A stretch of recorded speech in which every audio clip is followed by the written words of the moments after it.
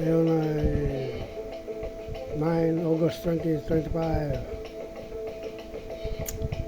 Saturday night, nanonood ng YouTube.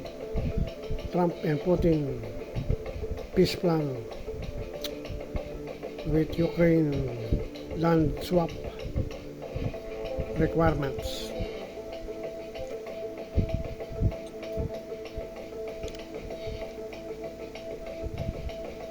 Recent battlefield gains by Russia holds the upper hand, boosted by military and geopolitical advantage.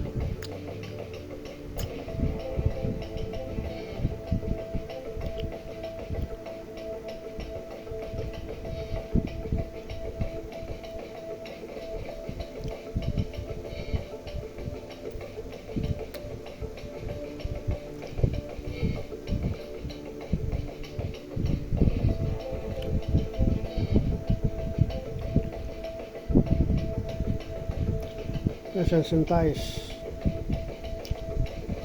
Russia trying to strive with BRICS, SCO, and other Eurasian alliances.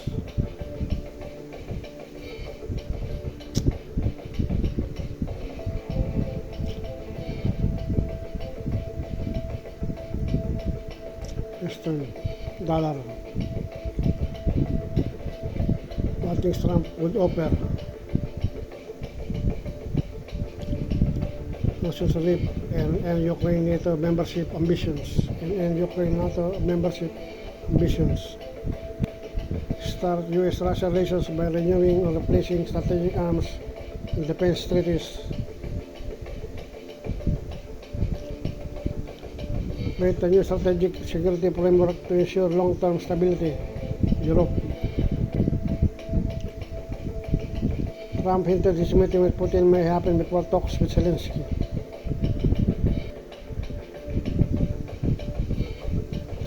It will be the first U.S.-Russia summit since Biden met Putin in 2021. Biden met Putin in 2021 since meeting with Biden in 2021. Wants to see peace, and Zelensky wants to see peace. Now, President Zelensky has to get all of his everything he needs because he's going to have to get ready to sign something, and I think he is hard to get that done. I think we're going to sleep later on, maybe even today, but we have a shot at it. It's got to be solved. Agree to ceasefire until its core war goals are met.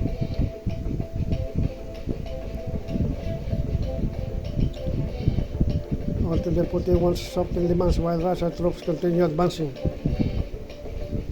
Tactical strategy. Strategic center on Ukraine but expand security, arms control and influence.